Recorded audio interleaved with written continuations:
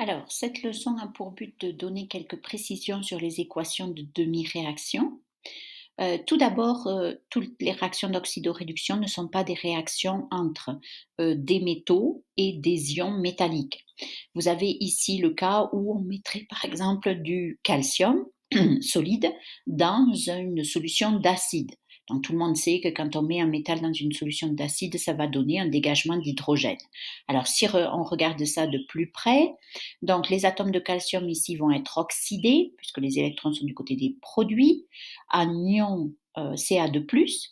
Et puis, en milieu acide, quel que soit l'acide, que ce soit HCl, H2SO4, etc., l'autre ion, donc Cl- ou SO4- sont des ions spectateurs.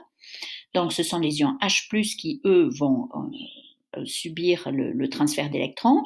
Et qu'est-ce qu'ils vont faire? Eh bien, ils vont gagner les 2 électrons perdus par un atome de calcium pour pouvoir être réduits en molécules d'hydrogène. Donc, l'équation d'oxydoréduction serait calcium solide plus 2H+ en milieu aqueux donne des ions calcium en milieu aqueux plus un dégagement d'hydrogène gazeux. Alors, vous pouvez aussi avoir des réactions d'oxydoréduction avec seulement des éléments non métalliques, comme on peut l'avoir aussi avec des composés qui sont moléculaires. Alors ici, vous avez le chlore qui va réagir avec des ions iodures. Donc le chlore va être réduit, il va capter 2 électrons pour devenir les ions chlorure, 2 ions chlorure, et en revanche, les ions iodures vont s'oxyder en molécules d'iode. Donc vous voyez encore une fois que les 2 électrons perdus par les ions I- sont captés par l'autre réactif qui est la molécule de chlore pour former 2 ions chlorure.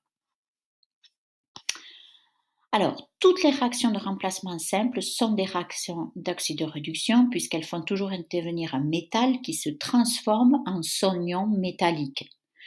En revanche, toutes les réactions de remplacement double ne sont pas des réactions d'oxydoréduction.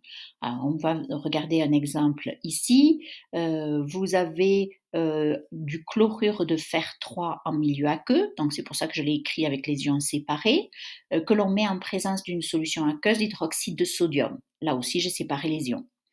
Et puis, dans une réaction de remplacement double, donc les ions vont s'associer, le Fe3+ va s'associer maintenant avec les ions hydroxydes, donc ça formerait de l'hydroxyde de fer 3, et puis les ions sodium vont s'associer avec les ions chlorure pour former du chlorure de sodium.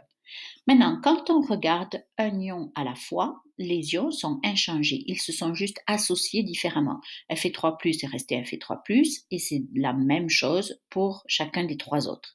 Donc, ceci n'est pas une réaction d'oxydoréduction parce qu'aucune espèce n'a subi un transfert d'électrons. Aucune espèce n'a perdu ou gagné un électron.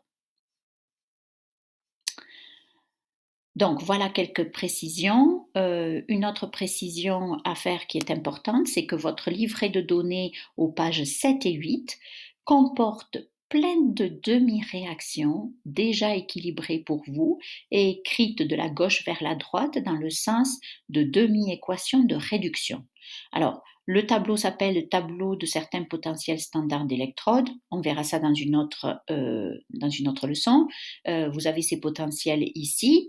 Ce qui est important là, c'est que vous pouvez aller chercher des équations de demi-réaction déjà équilibrées pour vous.